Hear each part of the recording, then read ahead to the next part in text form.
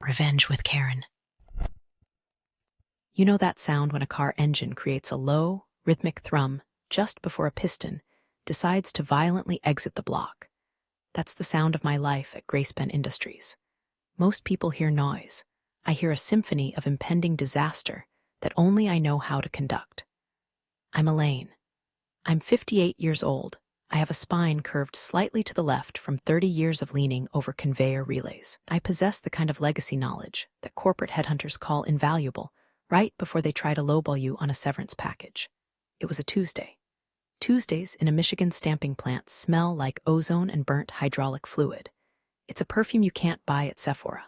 And frankly, it smells better than the desperation radiating off the new management team. I was standing at Station 4 on Line 3. Line 3 is my problem child. He's a 20-year-old Kuker Robotics assembly that likes to drift out of sync if the humidity in the plant drops below 40%. I don't look at a dashboard to know this. I feel it in the floorboards. The vibration changes from a waltz to a stumble. I was tightening a sensor bracket, a quarter turn, not a millimeter more, or the optical reader throws a fit when I felt a presence. You know the type. It wasn't the heavy, plodding tread of a shift worker in steel toes. It was the frantic, clicking tap dance of expensive Italian loafers that have never touched anything grittier than a plush conference room carpet. I didn't turn around. "You're standing in the yellow zone," I said to the air. "Unless you're rated for high-voltage maintenance, you're about 3 inches from voiding your life insurance policy." Elaine, right?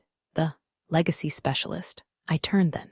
It was Troy, our new operations director. Looked like he was freshly hatched from an MBA incubator. Smooth skin, teeth that were suspiciously white, and a suit that cost more than my first car. He was holding a tablet like it was Moses' stone tablet, and he was looking at my grease-stained coveralls with a mixture of amusement and mild disgust. He looked like the kind of guy who calls a hard day's work a 90-minute Zoom call where the Wi-Fi lagged.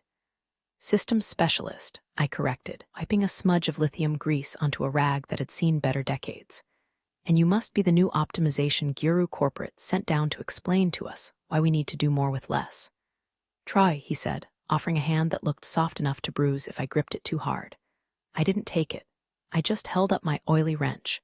He retracted the hand, wiping it on his pants reflexively. "And actually, Elaine, it's director of modernization. We're looking to pivot." Pivot is the word of the quarter. "Pivot," I repeated. The word tasted like aluminum foil. "Is that fancy talk for fixing things that aren't broken?" He laughed. It was a hollow, dry sound like shaking a box of uncooked pasta. "That's the thing about legacy mindsets, Elaine. You see not broken. I see inefficient. I've been reviewing the logs. You spend 40% of your time on manual overrides for Line 3.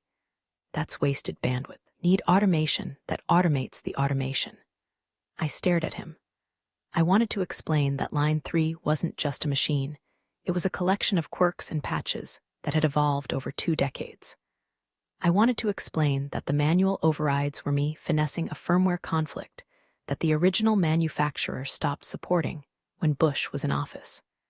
But I knew he wouldn't hear me. He was listening to the podcast in his head, where he's the hero who saves the quarterly earnings report.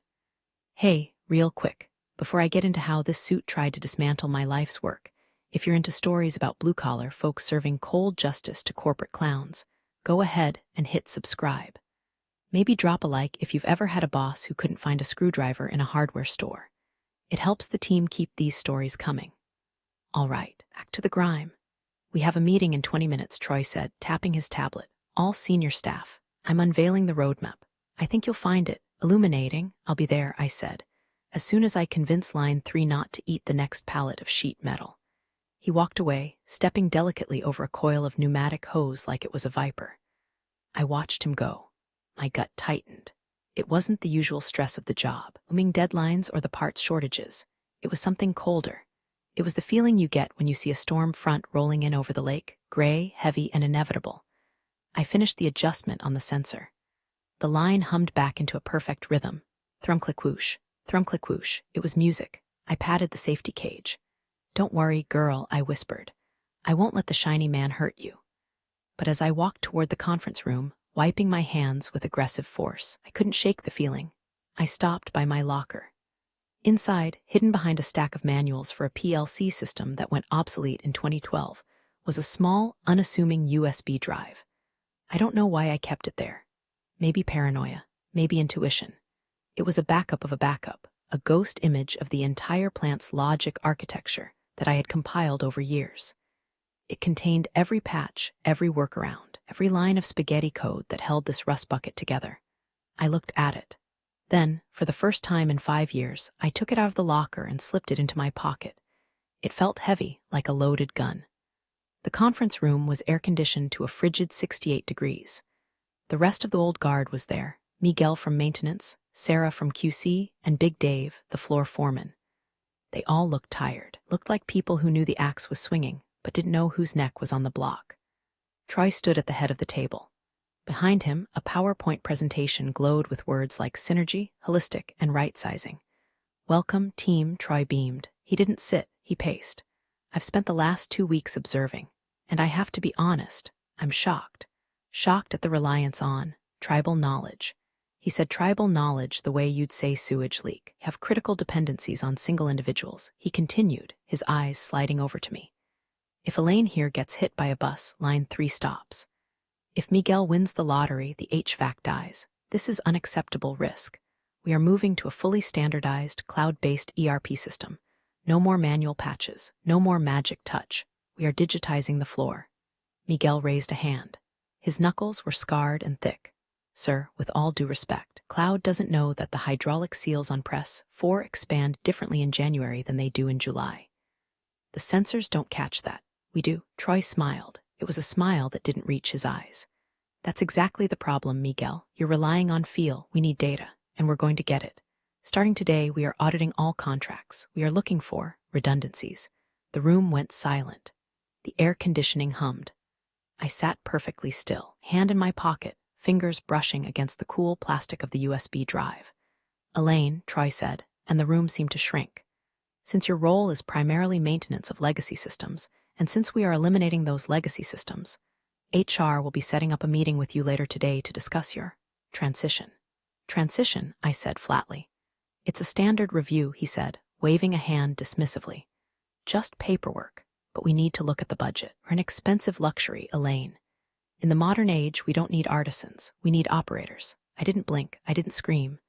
I didn't throw my chair through the window, even though the urge was strong enough to taste like copper in my mouth. I just nodded slowly. Understood, I said. My voice was calm, terrifyingly calm. Even I was surprised by it. Great, Troy clapped his hands. Out with the old, in with the new. Meeting adjourned. As the team filed out, Gel squeezed my shoulder. He looked like he wanted to punch something. Elaine, this is horse shit, he muttered. It's okay, Miguel, I said, and a small, razor-sharp smile touched my lips. He wants to modernize. He wants to see what the factory looks like without the tribal knowledge. I think we should let him. I walked out of that room with my head high. I went back to my desk, a cluttered corner of the engineering bay piled high with schematics and old coffee cups. I sat down at my terminal. Troy thought he was firing an employee. He didn't realize he was pulling the control rods out of a nuclear reactor. I brought up the command console. My fingers flew across the keyboard, muscle memory from 30 years of typing in the dark. Copying files, encrypting, status, complete. I wasn't stealing anything. I was just packing up my personal belongings. If those belongings happened to include the only functional map of the system's logic gates, well, that's just intellectual property, isn't it? I leaned back in my chair. The factory floor rumbled beneath me. It sounded different now. It sounded like a beast holding its breath. Okay, Troy, I whispered to the screen. You want to drive? Here are the keys. Hope you know how to drive a stick. HR offices always smell like vanilla air freshener masking the scent of crushed dreams. At Gracepen, the HR department was located in the Clean Tower, the administrative wing that was physically attached to the factory, but spiritually located on a different planet.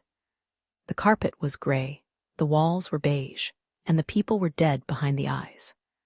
I sat in a chair that was designed to be uncomfortable, presumably to make you want to sign whatever severance agreement they shoved in front of you just so you could leave.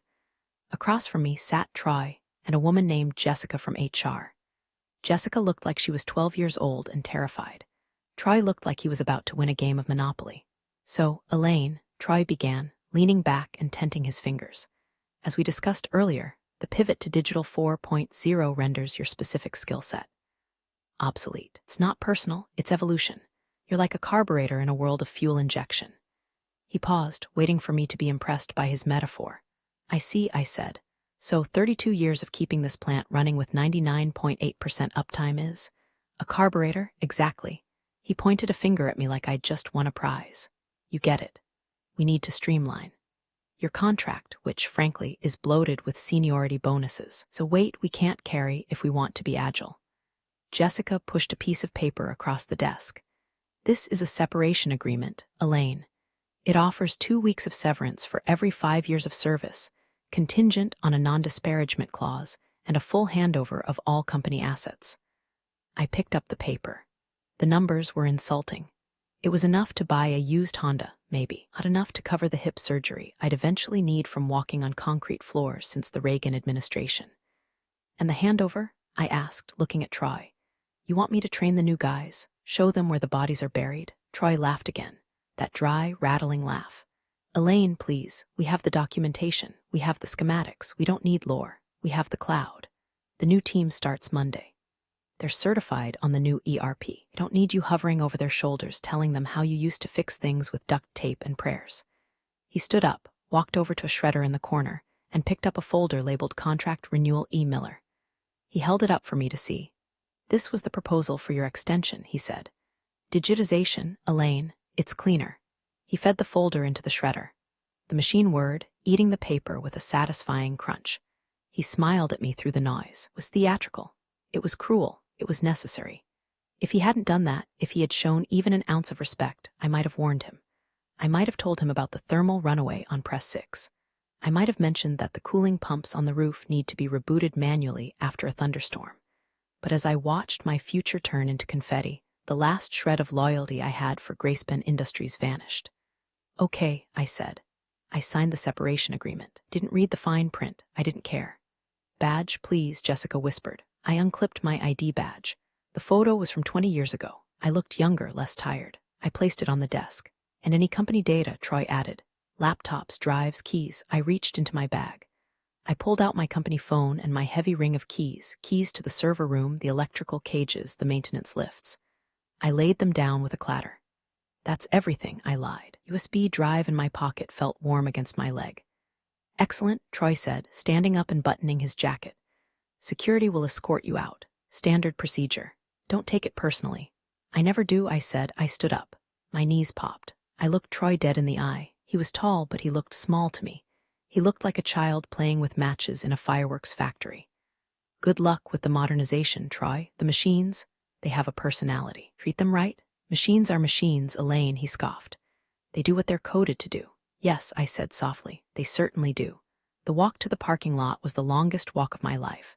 A security guard named Kevin, a kid I'd known since he was a rookie, walked beside me. He looked miserable. I'm sorry, Elaine, he mumbled. This is messed up. Who's gonna fix the breaker when it trips in the cafeteria? Troy is an optimizer, Kevin, I said, putting on my sunglasses. I'm sure he'll optimize the breaker. I got to my truck, a beat-up Ford F-150 that had more rust than paint. I threw my personal box in the passenger seat. I sat there for a moment, gripping the steering wheel. I looked back at the massive, gray bulk of the factory. Smoke puffed from the stacks. The hum of the production line vibrated through the asphalt. I pulled my phone out, my personal phone, opened a secure app connected to a remote desktop node I had set up years ago for emergency weekend diagnostics. Troy's IT team had revoked my company credentials, sure, but they hadn't found the backdoor account named Admin Ghost buried in the subdirectory of the legacy lighting control system. Why would they? They were looking for users, not ghosts. I checked the status. System online. User, admin ghost. Permissions, root. I didn't do anything. Not yet. Eng is a dish best served cold, but industrial sabotage needs to simmer. I just needed to make sure the door was unlocked. Goodbye, old girl, I said to the factory. I started the truck. The engine roared to life, drowning out the distant hum of the plant. As I drove away, I didn't look in the rearview mirror. I was heading to my sister's place in Traverse City. I was going to drink wine. I was going to sleep in.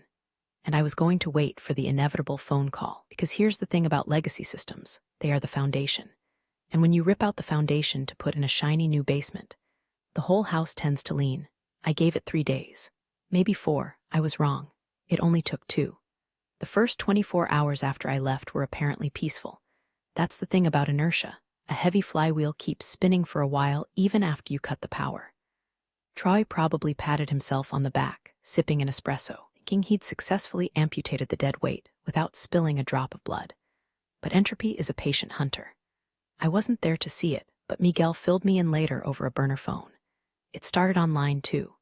Line 2 handles the precision welding for the automotive chassis frames. It involves 6 robotic arms dancing around a steel frame, welding spots with millimeter precision. It's a ballet. And like any ballet, if the music stops, dancers crash into each other. Troy initiated the system upgrade at 8 a.m. on Monday.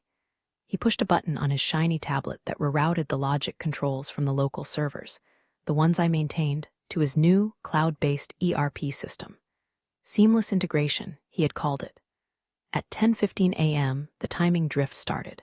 It wasn't catastrophic at first, just sluggish. Latency between the cloud server and the physical motors was only 200 milliseconds, but in high-speed manufacturing, 200 milliseconds is an eternity. It's the difference between a perfect weld and a pile of scrap metal. Miguel told me the first sign was the sound. The smooth hiss-pop of the welders turned into a stuttering hiss-hiss-pop. Then, the arms started to hesitate. They looked confused. They were waiting for instructions from a conductor who was asleep at the podium. "Stop the line," Big Dave had shouted. Troy, standing on the observation deck, waved him off. "It's just the calibration phase. The machine learning algorithm is adjusting to the workflow. Let it run." So they let it run. At 10:45 a.m., Arm 4 moved to weld a joint that Arm 2 hadn't placed yet. Instead of welding steel, it welded the empty air, swung around and clipped the safety cage. Sparks showered down like a cheap 4th of July display. The emergency stop triggered. The line groaned to a halt. Silence fell over the floor, that heavy, expensive silence that costs $1,000 a minute. "Maintenance," Troy barked over the intercom. "Get that line moving. What is wrong with the hardware?" That was his first mistake, blaming the hardware. Miguel and his crew swarmed the machine. They checked the motors, checked the voltage. Everything was green. The hardware was fine. The brain was broken. "It's the timing, boss," Miguel yelled up to the deck. "The new system is lagging. We need to revert to the local control loop." "No reverts," Troy shouted, his face turning a shade of red that matched the emergency lights. "The cloud is the standard. Fix the latency on your end. You can't fix the speed of light with a wrench." Miguel shouted back, risking his job. Meanwhile, in the server room, new IT team, a bunch of kids who knew Python but couldn't identify a servo motor if it fell on their foot, were sweating. They were trying to force the new code to overwrite the old logic blocks. But here's the kicker, they couldn't. Every time they tried to delete the old Elaine legacy protocol files, the system denied access. Error 403, forbidden. Admin rights required. Contact system architect. "Who is the system architect?" One of the IT kids asked, typing furiously. "The documentation says." "E. Miller," another one replied, "but her account is deleted." "Then who has the admin keys?" "They didn't have the keys. I had the keys. And I was currently sitting on a porch in Traverse City, 300 miles away, watching a seagull eat a French fry and drinking a cup of tea that didn't taste like coolant." Troy came storming into the server room. "Why is line 2 down? I promised corporate a 15% efficiency boost by noon." "We're locked out," the head IT guy stammered. "There's a ghost in the machine, sir. A legacy partition that controls the critical timing. We can't override it without the root password." "Hack it," Troy screamed. "It's just code. Brute force it. If we brute force it, we might corrupt the safety protocols," the IT guy warned. "The whole system could lock up." "I don't care. We are losing money. Bypass the safety protocols if you have to. Just get the line moving." "Oh, Troy, you sweet summer child. Bypassing safety protocols on a manufacturing line is like taking the brakes off a freight train because they're slowing you down. Sure, you'll go faster for a minute, but the stop is going to be spectacular." Back in Traverse City, my phone buzzed. It was a notification from my Ghost app. "Alert. Safety override initiated user. System admin Troy. Warning, thermal limits disabled on press 4. Warning, collision detection disabled on line 2. I stared at the screen. He actually did it. He turned off the safeguards. I took a sip of tea. I could have stopped him. I could have sent a command to re-engage the locks. I could have saved him from himself. But he had shredded my contract. He had called my life's work garbage. Let it burn, I whispered. I put the phone down and went inside to make a sandwich. Show was just starting. You know that specific crunch sound when hardened steel meets? Well, anything it's not supposed to meet. It's a sound that makes your teeth ache. It's the sound of a yearly salary evaporating in a microsecond. At 1:30 p.m., line 2 started up again.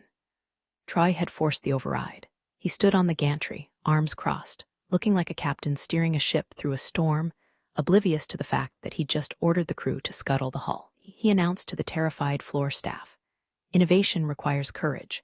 The system works, the robotic arms word to life. Without the bloated safety code checking their positions every 4 milliseconds, they moved faster. Smoother. For about 90 seconds, it looked like Troy was a genius. Then, the sensor on Station 5 failed. Normally, under my logic map, a sensor failure triggers a soft halt. The machine slows down, checks the reading again, and if it's still bad, parks itself in a neutral position. It takes 10 seconds. It's annoying, but it's safe. But Troy had bypassed the soft halt. He wanted speed. He wanted continuous flow. So when the sensor failed to report the position of a car door chassis, the robot didn't pause. It assumed the door was where it was supposed to be.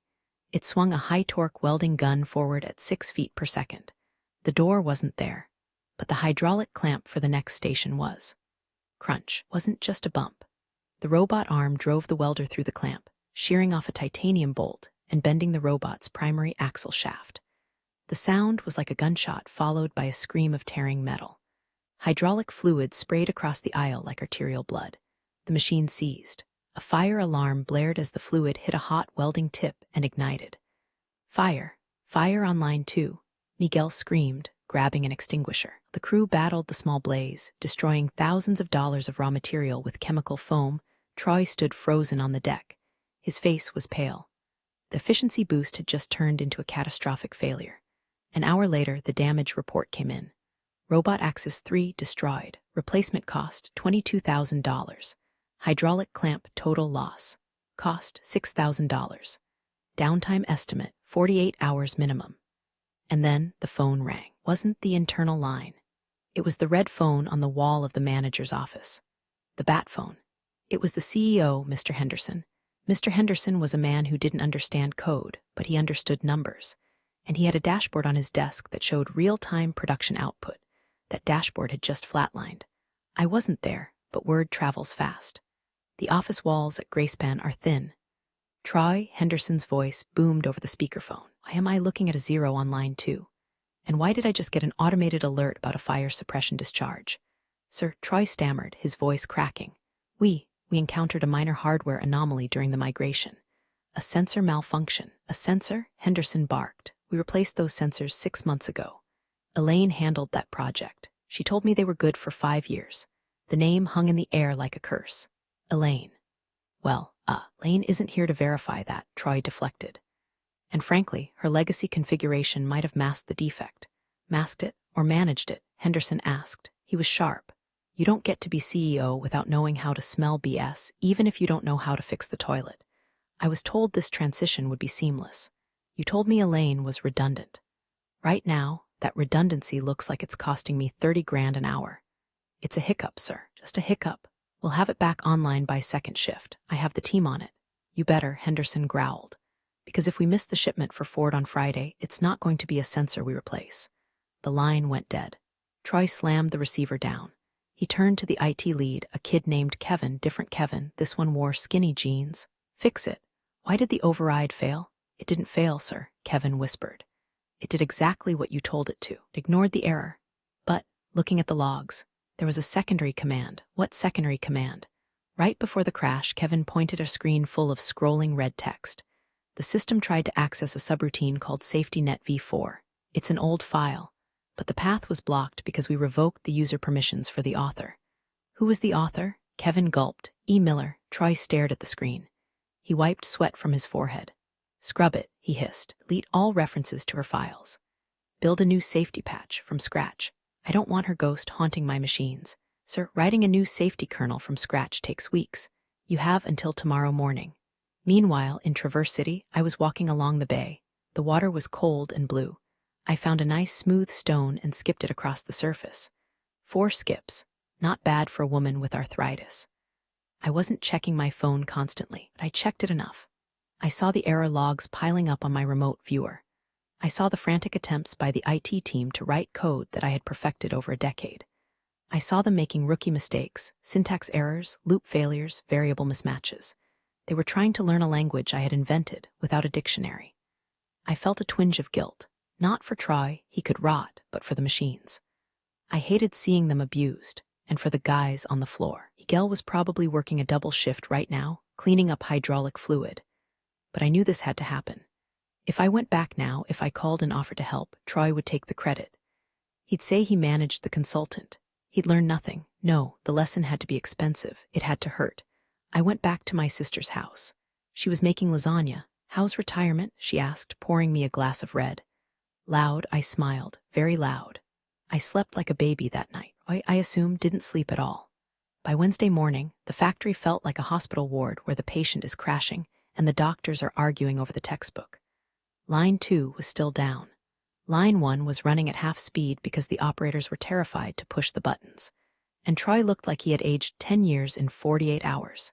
His suit was wrinkled. The confidence was gone, replaced by a manic, desperate energy. The IT team, let's call them the clean squad, had spent the night trying to scrub my digital DNA from the mainframe. They were trying to perform an exorcism on a hard drive. We deleted the E-Miller user profile, Kevin the IT guy reported, his eyes red-rimmed from staring at monitors. But every time we reboot the main server to apply the changes, the profile restores itself. How is that possible? Troy demanded, chugging his fifth energy drink. It's a computer, doesn't have a soul. It's the architecture, sir, Kevin said, pulling up a schematic that looked like a bowl of spaghetti thrown at a wall. See this? The core kernel, the thing that tells the factory I am a factory, it has a dependency. It checks for master signature on boot up. If it doesn't find the architect key, it initiates a system restore from a hidden partition to prevent data corruption. And the architect key is Elaine's personal encryption token, Kevin said. He didn't just write the patches, sir. She wrote the bootloader. She built the operating system that the new ERP is trying to sit on top of. We're not upgrading a program. We're trying to do a brain transplant on a patient who is awake and fighting back. Troy slammed his fist on the desk. Then wipe it. Format the drives. Factory reset. The room went deadly silent. A grizzled technician named Stan, who had been there since the factory opened in the 90s, spoke up from the back. "You don't want to do that, son." "Excuse me?" Troy snapped. "Factory reset," Stan said, chewing on a toothpick. "You think that means clean slate? In this place, factory default means the settings from 1998. It means DOS prompts. It means the robotic arms forget they have hands. It means you lose the calibration data for every single machine on the floor." It took Elaine 6 years to dial that in. "I don't care about 1998, Troy yelled. "I have a cloud backup of the current settings." "The cloud backup that failed to sync because of the latency issues?" Stan asked dryly. Troy paused. He looked at the server rack. He looked at the red numbers on the production board. He was cornered. A smart man would have stopped. A smart man would have called the one person who could fix it and begged. But Troy wasn't smart. He was proud. Pride is the most expensive commodity in business. "Do it," Troy whispered. "Factory reset. Wipe the legacy partition. We rebuild from the ground up. Today, sir, that will take the whole plant offline," Kevin warned, "not just line 2, everything. The lights, the HVAC, the door locks. Do it," Troy screamed. "I am in charge here. Burn it down if you have to, just get her out of the system." Kevin typed the command. His hands were shaking. Command, format C, /system root /force warning. This action is irreversible. Proceed. Y/N he pressed Y, then enter. The screens in the control room flickered. Then they went black. The hum of the server fans died down. Out on the floor, the lights buzzed and cut out. The emergency sodium lamps kicked in, bathing the silent factory in a sickly orange glow. The conveyor belts stopped with a lurch. The air compressors winded down with a long, mournful hiss. Silence. Absolute dead silence. Troy smiled there. "It's done, now boot up the new image." Kevin pressed the power button. The server's word, text scrolled across the screen. "Booting, loading OS, error, boot device not found. Error, HALDLL missing. Error, system architect signature required." "What?" Troy leaned in. "What is that?" It wiped the OS," Kevin whispered. "But the BIOS, the motherboard firmware. It's still looking for her signature. Won't accept the new image because it doesn't recognize the authority." Bypass it. I can't. It's hardware encoded. She flashed the chips physically. Suddenly, a message popped up on the main screen. It wasn't a system error. It was a text message routed through the emergency notification gateway. Message from Admin Ghost Body. Did you just try to format my brain, Troy? That was rude. Troy stared at the screen, his mouth open. She's watching us, Kevin whispered, terrified. It's in the walls. She's not a ghost. Troy shrieked. She's a hacker. Trace the signal. Call the police, Sir Stan said, standing up and putting on his coat. She's not hacking. You just tried to break into a house she built and you triggered the burglar alarm. I'm going home. Call me when you hire an adult. Stan walked out. The rest of the team looked at each other. The factory was dead. The screens were black. And somewhere in Michigan, a 58-year-old woman was probably chuckling. I wasn't chuckling, actually. I was eating a grape. But the satisfaction was deep and nourishing. I saw the system offline notification on my phone. He had done the unthinkable. He had nuked the site. Now he had nothing. No old system, no new system. Just millions of dollars of silent metal and a board of directors meeting scheduled for tomorrow. It was time to turn the screw. Thursday morning. The factory had been dark for 16 hours. Silence was starting to attract attention. Delivery trucks were lined up at the loading docks, engines idling, drivers confused because the electronic gates wouldn't open. The just-in-time supply chain was quickly becoming not in time. My phone rang at 7 o'clock a.m. It was Miguel. Elaine, you need to answer, please. His voice was tight, bordering on panic. I'm here, Miguel, I said, calm. What's happening? He's lost his mind, Elaine. Try. He's trying to bypass the digital lockouts mechanically. He's got a crew of scabs, contractors he hired overnight, and they're down in the power cage. They're hot wiring the main bus to bypass the logic controllers. I sat up straight. Hot wiring? Miguel, that's 480 volts. If they bypass the phase sequence protection. I know, I told him. If they switch the phases, the motors will run backward. The pumps, the fans, everything. Hydraulic presses will try to push up instead of down. It'll tear the place apart. Where are you? I'm in the parking lot. I evacuated my guys. I'm not letting my team die for his bonus. But Elaine, the morning shift is still inside. They're in the break room waiting for the power to come back. My blood ran cold. Running motors backward wasn't just expensive, it was a bomb. If the ventilation fans ran in reverse, they'd pull exhaust fumes back into the plant. If the heavy presses cycled wrong, they could shatter, sending shrapnel through the walls. Put him on, I said. He won't talk to you. He smashed his phone when the CEO called again. Okay, I said. My mind raced. I couldn't stop him physically. I couldn't log in, he had formatted the servers. But the hard-coded BIOS. The ghost partition that Stan had mentioned. It had one final failsafe. Dead man's switch I had programmed years ago in case of a catastrophic cyber attack or a hostile takeover of the controls. It listened for a specific command on the cellular emergency band. A command that would trigger a physical lockout of the main breakers. It would blow the fuses. It would cost $10,000 in fuses, but it would kill the power before Troy could kill the workers. Miguel, listen to me, I said. Get everyone back. Further back. To the fence line. What are you going to do? I'm going to pull the plug. Permanently, I hung up. I opened my messaging app. I had a contact saved as GracePen main bus. It was a cellular modem wired directly into the master breaker panel. I typed the word, one word, no punctuation, no emotion. Execute. I hovered my thumb over the send button. I imagined Troy in the power cage, sweating, screaming at some poor contractor to jam a copper bar into the terminals. Imagined the sparks. I imagined the silence. I pressed send. Sent. Delivered. 300 miles away, inside the dark, cavernous chest of GracePen Industries, a tiny relay clicked. Click. Then a thunderclap. Boom. It wasn't an explosion of fire. It was the sound of 3 massive, industrial-grade fuses blowing simultaneously. It was the sound of 10,000 amps of electricity hitting a brick wall. The lights in the parking lot flickered and died. Hum of the backup generators cut out. The silence that followed wasn't just quiet, it was absolute. The factory was stone dead. Inert, a tomb. My phone buzzed immediately. Miguel, holy, Elaine, the whole substation just blew. There's smoke coming from the power shed. Is everyone okay? Yeah. The contractors came running out like their pants were on fire. They're yelling that the panel exploded. It didn't explode, I said, pouring the rest of my tea down the sink.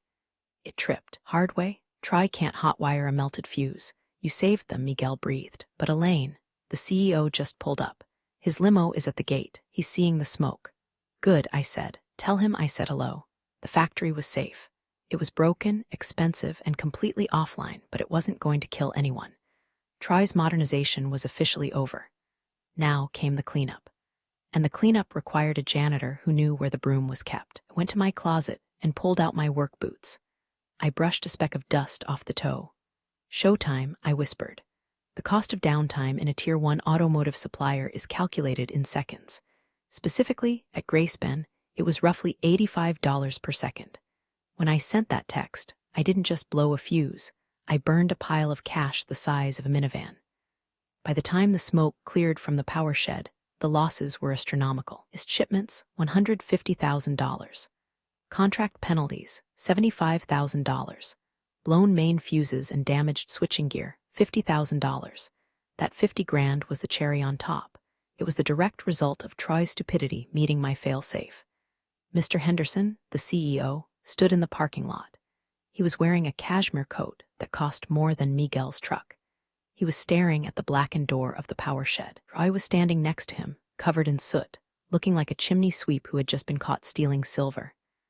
Explain, Henderson said. His voice wasn't loud. It was terrifyingly quiet. It was sabotage. Troy spluttered. I told you, she hacked us. She blew the power remotely. This is domestic terrorism. Henderson turned to look at Troy. Sabotage or a safety lockout? I spoke to the fire marshal, Henderson interrupted. Said the fuses blew because the system detected an illegal phase sequence. He said if those fuses hadn't blown, the main turbines would have exploded. He said whoever triggered that lockout saved this building. Troy gaped. But she didn't hack you, Troy. She stopped you from committing negligent homicide. Henderson pulled out his phone. And now, we have a dead factory.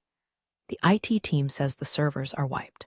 The maintenance team says the power is physically severed. You are done, sir. I can fix this. You need to leave, Henderson said now, before I call the legal department and ask them if I can sue you for the GDP of a small country. Get off my property. Troy slumped. He looked at the factory one last time, his conquest, his failure, and walked toward his BMW. He didn't look back. Henderson turned to Miguel. Can you get the power back on? I can replace the fuses, sir, Miguel said, crossing his arms. But the system, the brains, it's gone. Troy wiped it. Even if we get power, the machines won't know what to do. They're lobotomized, so we're dead in the water. Unless, Miguel trailed off. Unless what? Unless you call the architect. Henderson sighed. He rubbed his temples. He knew he had lost. He knew he had to eat crow. A large, feathery, unseasoned crow. Do you have her number? I do, Miguel smiled. My phone rang at 11 o'clock a.m. Let it go to voicemail. It rang again at 11:05 a.m. Voicemail. At 11:10 a.m., a text came through. From Henderson. Body, name your price. I waited 10 minutes. Then I replied, Body, I'm retired, but I do consulting. My rate is triple my old salary, and I want a written apology. Not to me, to the machine. The response was immediate. Body, done. When can you be here, Body? I'm 3 hours away. Don't touch anything. I got in my truck. I didn't rush. I stopped for coffee. I listened to an audiobook. I enjoyed the drive. When I pulled up to the gate, the guard, Kevin, saluted me. Actually saluted. Welcome back, ma'am. Open the gate, Kevin, manually. I assume the electronics are fried. Yes, ma'am. I drove up to the main entrance. Henderson was waiting. He looked humble. That was a new look for him. Elaine, he said, extending a hand. Mr. Henderson, I nodded. I didn't shake his hand. I walked past him, straight toward the server room. Let's see how bad he broke my toys. The server room was dark, lit only by the flashlights of the IT team. They looked at me like I was the Messiah returning in a flannel shirt. Boot it up, I said to Kevin, the IT guy. We can't, he said. The OS is gone. The drives are blank. The drives you can see are blank, I corrected. I reached into my pocket and pulled out the USB drive. One Troy had watched me pack up. The personal files. I plugged it into the main console. A tiny green light blinked. Power, I commanded. But the fuses, Miguel said from the doorway. I bypassed the main breaker physically on my way in, I said. We have auxiliary power. Hit the switch. Miguel threw a lever. The fans roared to life. The screens flickered. And then a beautiful thing happened. Reading USB. Signature found. E. Miller. Decrypting legacy partition. Storing system state. Pre-try. Green bars filled the screens. The code cascaded down like rain. It was messy. It was old. It was spaghetti code, but it was alive. System restoring, Kevin whispered. It's all coming back. The calibration data, the timing maps, everything. I turned to Henderson. The factory is confused. It had a stroke. It needs to relearn how to walk. That will take me about 2 weeks of babysitting. Whatever you need, Henderson said. Bleeding money? Contract, I said. Consultant basis. $250 an hour. Minimum 6-month retainer and Troy's office. I want it turned into a break room for the floor staff, with a good coffee machine. Henderson didn't even blink. Deal. I turned back to the screen. I typed in my password. Welcome back, architect. Okay, I cracked my knuckles. Let's make some cars. Getting the lights back on was the easy part. Convincing the machines to trust us again was the hard part. The next 3 days, I practically lived on the floor. I slept on a cot in the engineering office. I drank terrible coffee, and I loved every minute of it. The modernization was scrapped. The cloud servers were disconnected. We went back to the local loop, my loop. The IT kids watched me work like I was performing magic tricks. Wait, Kevin asked one night as I was recalibrating line 3, using a MIDI interface. Like, for music, the timing protocol for these old KUKA robots is remarkably similar to a drum machine, I explained, tweaking a variable. You want them to stay in rhythm, you treat them like a jazz band, not a spreadsheet. He took notes. He was learning, that was good. Maybe in 10 years he'd be a wizard too. On Friday afternoon, the plant was back at 90% capacity. We had missed a few shipments, but we were alive. The bleed had stopped. Mr. Henderson called a town hall meeting on the floor. He stood on a crate, a humble crate, not a stage. I want to apologize, he said to the weary workers. I listened to the wrong voice. I thought new meant better. I forgot that experience is the only thing you can't download. He looked at me. Elaine has agreed to stay on as our senior systems architect. She answers only to me. There was applause, real applause, not the polite golf clap kind, the whistling, hooting kind from guys missing fingernails. But I wasn't done. One more thing, I said, stepping up. Mr. Henderson, you owe someone an apology. I just apologized to the team, he said, confused. Not the team, I pointed to line 3, the robot arm that Troy had smashed, now repaired with shiny new parts but still looking a bit scarred. Her, the machine, you let a stranger hurt her. You let him override her instincts. Tell her you're sorry. Floor went silent. Henderson looked at me. He looked at the robot. He looked at the faces of the workers who spent more time with these machines than with their wives. He realized I wasn't joking. This was the culture. You respect the iron. He walked over to the safety cage. He placed a hand on the yellow metal. I'm sorry, he mumbled. Louder, I said. I'm sorry, he shouted. Line 3 hissed and completed a perfect weld. Sparks flew. It looked like a nod. Accepted, he said. Later that afternoon, I was in the office, my new office, which was actually my old desk but with a much more comfortable chair, when Henderson came in with the legal team. They had the new contract. It's all standard, the lawyer said. Just sign here. Actually, I said, pulling a document out of my bag. There is one small detail we need to address. The intellectual property. What do you mean? 12 years ago, I said, sliding a yellowed piece of paper across the desk. When I built the Ghost operating system for this plant, the company didn't want to pay for the software license from Siemens. It was too expensive. So, the previous CEO, God rest his cheap soul, asked me to write a custom solution. I pointed to a paragraph at the bottom. He signed this. It states that the custom code, the Ghost architecture, remains the intellectual property of the creator, me. It is licensed to Grayspan for a fee of $1 per year, as long as I am employed here. The lawyer picked up the paper. His eyes widened. And I continued, if my employment is terminated, the license is revoked immediately. And any use of the software becomes copyright infringement, punishable by, well, you do the math, you mean? Henderson paled. When Troy fired you. He inadvertently made the entire factory operation illegal, I smiled. Technically, for the last 3 days, you've been pirating my brain. What do you want? Henderson asked. He knew he was beaten. I don't want to sue you, I said. I like this place. I want a new clause. The license is permanent, as long as I have veto power over any future optimization directors. No one touches my code without my permission. Ever. Done, Henderson said instantly. Is that it? And I want a reserved parking spot. Next to the door. My knees aren't what they used to be. Henderson laughed. It was a nervous laugh, but it was real. You got it, Elaine. I signed the contract. 6 months later, the factory hums.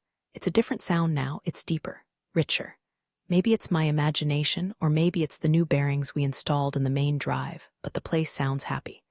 Troy landed on his feet, of course. Guys like that always do. He's a consultant for digital transformation at some logistics firm in Ohio. I give it 6 months before their trucks start driving into rivers. But that's not my problem. I'm sitting in the control booth, the crow's nest, overlooking the floor. I have a mug of tea Earl Grey, hot, and a monitor that shows every heartbeat of the plant in glorious, low-resolution green text. Kevin, who is now officially Systems Junior Architect, is down on the floor, walking a group of interns through the sensor array on line 2. I can hear him over the radio. Now, don't trust the auto-calibration, he's telling them. Listen to the servo. If it whines, it's thirsty. If it clicks, it's angry. Respect the machine. I smile. The kid is all right. My phone buzzes. It's a notification from the bank. The consulting retainer cleared. It's a ridiculous amount of money. I bought a boat. I don't even like fishing, but I like sitting on things that float. Miguel waves up at me from the floor. He points to the clock. It's 3:00 p.m., shift change. The bell rings. The first shift streams out, tired and dirty. The second shift streams in, fresh and caffeinated. It's the tide, in and out. I look at the main console. The Ghost system is running perfectly. Uptime 4,320 hours, 0 faults. I type in a command, just checking the logs. Status, optimal. Architect, E. Miller. Could retire for real. I could take the money and move to Florida. I could never smell hydraulic fluid again. But then I look at line 3. She's moving with that hypnotic rhythm. Thrum click whoosh, she's dancing. And I know that if I leave, eventually, someone will come along who doesn't know the steps. Someone who thinks new is always better. Someone who forgets that legacy doesn't mean old, it means survived. I'm not going anywhere. I'm the ghost in the machine, and this house is haunted. I lean into the microphone. All right, second shift. Let's have a good run. Safety first. Don't touch the red buttons. I press the enter key, one sharp click. Execute start sequence. The lights brighten. The hum rises to a roar. The factory breathes, and so do I. Office battles aren't won in meetings, but in silence after the meeting ends. This one was a reminder that timing is everything. Thanks for listening out. More stories ahead.